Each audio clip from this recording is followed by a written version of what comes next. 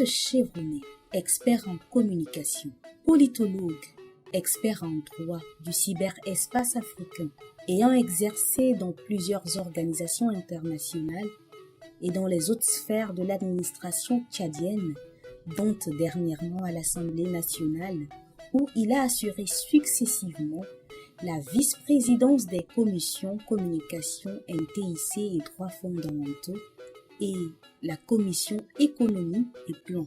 Niatobe Lenassi Ngengar s'est très tôt intéressé à la terre. À l'instar de ses parents qui étaient eux-mêmes cultivateurs et pêcheurs, malgré son long cursus universitaire et parallèlement à ses activités professionnelles, l'honorable Niatobe Lenassi Ngengar a toujours gardé un attachement particulier au développement rural. Pour ce faire, il a su investir très tôt dans l'acquisition des terres pour pratiquer l'agriculture, l'élevage et la pisciculture. Autour de N'Djamena, il dispose des champs où il cultivait du riz quand il était en activité dans l'administration. Ceci pour la consommation de sa famille, mais aussi pour la vente du surplus à ses collègues. C'est pour dire que ce natif de Bekiri avait depuis toujours l'agrobusiness dans ses gènes. Bien qu'imbu de la tenace ambition de développer le secteur agricole, durant ses 10 années passées à l'Assemblée nationale, il a non seulement porté et a fait adopter une dizaine de lois sur le secteur de la communication et des nouvelles technologies de l'information et de la communication, la protection des données à caractère personnel, l'économie numérique, la cybersécurité et la lutte contre la cybercriminalité, et aussi plusieurs autres projets de loi qui encadrent aujourd'hui divers secteurs de l'économie nationale.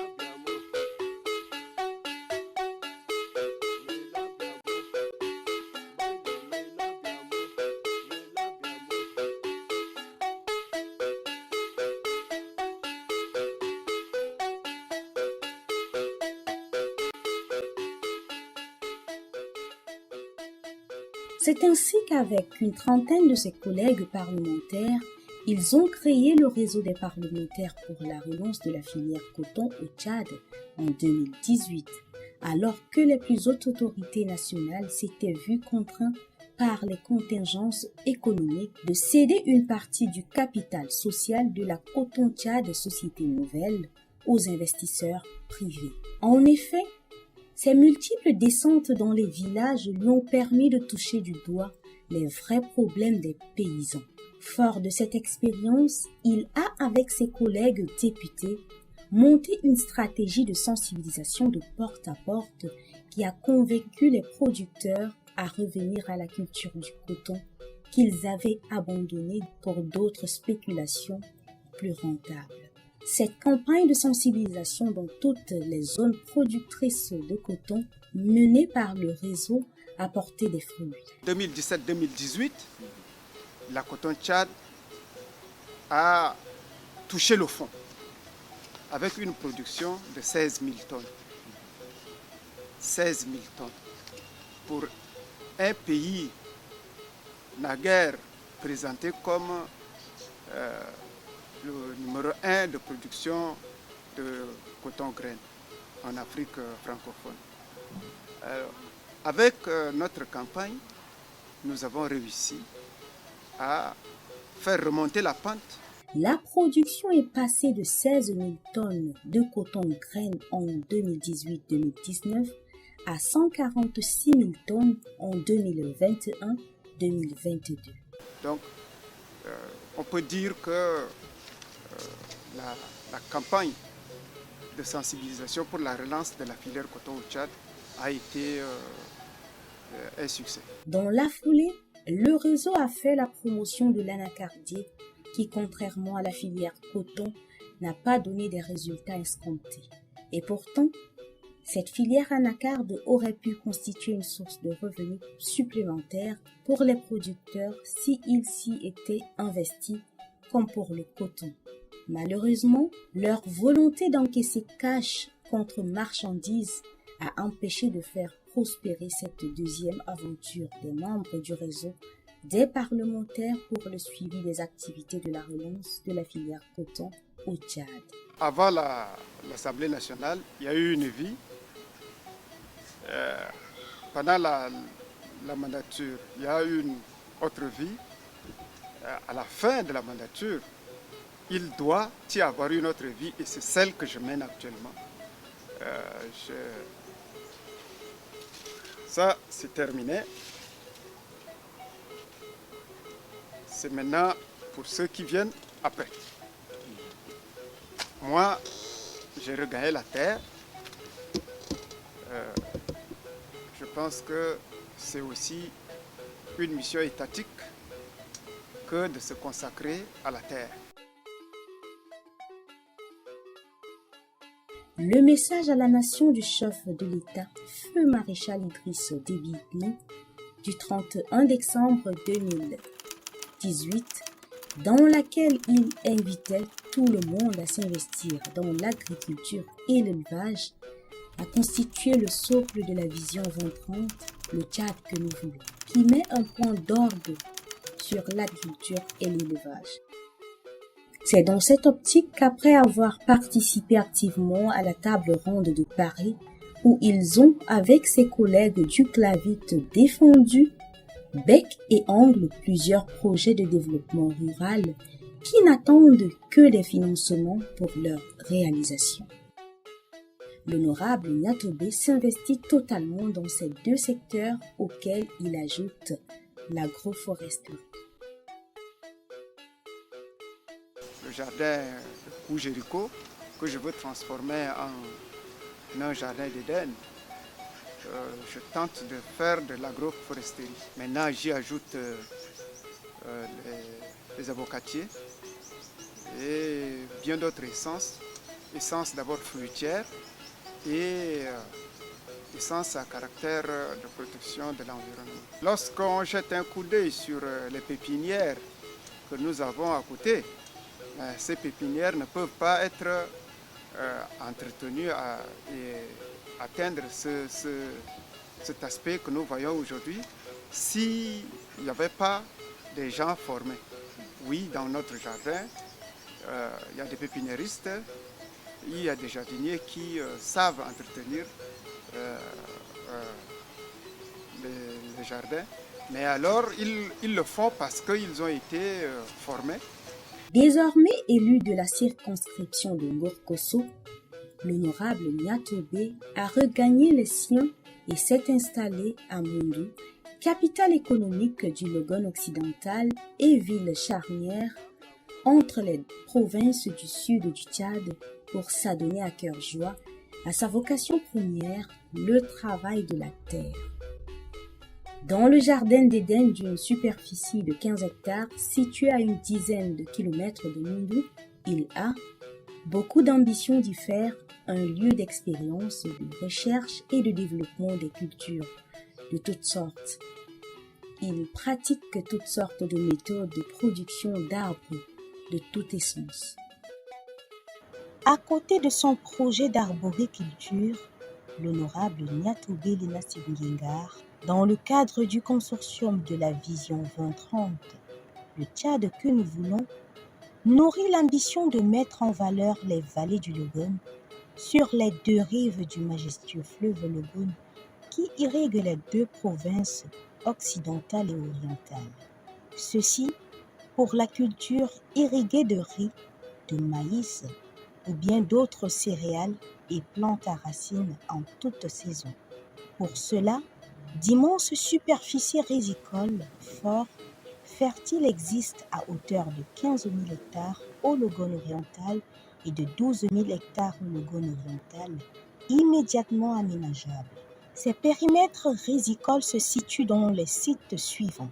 Dans le Logone occidental, ce sont les sites de Tapao dans le département du lac Wé, 6 000 hectares, le site de Mboko-Naman, le site de Mboko-Naman, à Lurumbunu et Sawakeso dans le département de Ngor-Kosso, 7 000 hectares, le site de Aragao Mandakao Bainamar dans le département de Dodje, les sites de Mbala, Nanda, Meka, Surman et Djalil dans le département de Guéni, 500 hectares. Dans le Logone oriental, ce sont les sites de Nanda, Bedia, Bebouni, Rodon, Gautier, Bobabe, Babouga, Boman, Debe et Bekorman dans le département de la Nia, 12 000 hectares, et de Caron dans le département de la Pendé, 2 000 hectares. De tous ces sites, les études de faisabilité sont bouclées et n'attendent que les financements pour leur réalisation. Mais comment mettre tous ces projets d'agrobusiness en réalisation sans la contribution de l'État, des organismes ou des pays amis? D'où le SOS du député Nyatobe Linassi Ngengar. Et Dieu nous a donné généreusement la terre qui est contrairement à l'homme, la terre est plus généreuse. Elle n'est pas ingrate. Tu lui donnes un grain, il te donne un épi au moins. Donc, l'atout premier est là. L'atout deuxième, c'est que nos collaborateurs et les membres des groupements, des coopératives avec lesquelles nous travaillons sont de grands bosseurs qui croient en l'avenir de l'agriculture, en l'avenir de l'agroforesterie au Tchad. Pour ce pari, l'honorable Nyatobe a certes des atouts, mais les moyens de ses ambitions manquent. D'où son SOS à l'endroit de toutes les âmes généreuses qui voudraient bien lui venir en aide. D'où son SOS à l'endroit de toutes les âmes généreuses qui voudraient bien lui venir au secours pour la réalisation de son rêve. Nous n'avons pas le premier clou pour le faire. Donc, si il y a une âme généreuse qui veuille nous venir au secours, c'est de nous aider à faire greffer ces 7500 pieds d'avocature, notamment la ceinture verte. Nous pouvons produire des pépinières, des essences qu'ils n'ont pas, par exemple l'anacardier, la zone sahélienne où est installée la ceinture verte est appropriée pour l'anacardier parce que ce n'est pas comestible pour les animaux. Donc les animaux n'en seront pas des prédateurs. Et nous pouvons très bien collaborer si jamais cela est de l'avis et des autorités de ce projet vers l'autorité suprême. Parce que il n'y a pas d'agriculture qui réussisse dans un pays sans la contribution directe de l'État. Nous avons de la terre, nous avons de la main-d'œuvre, nous avons la pluie qui, certes, n'est pas régulière, mais nous avons une nappe phréatique abondante que nous pouvons faire sortir et travailler avec. La pratique agricole ancienne et dangereuse pour l'environnement et la vision de l'honorable Nyatobe, c'est d'associer la protection de l'environnement et l'agrobusiness. Et il est un adage de chez nous qui dit, si tu veux aller vite, il faut s'aimer du mil. Tu trouveras facilement à manger. Mais si tu veux travailler pour la pérennité, il faut planter un arbre. L'arbre, c'est quelque chose d'avenir.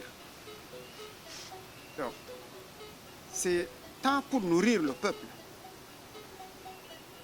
se nourrir avec, que pour booster l'économie nationale à travers les revenus qui en proviendront. J'invite mes collègues à me regagner dans les champs.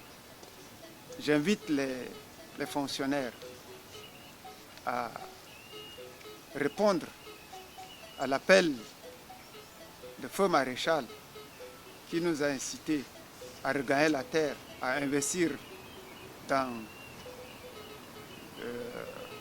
l'agriculture et l'élevage, et nous bouterons hors de notre pays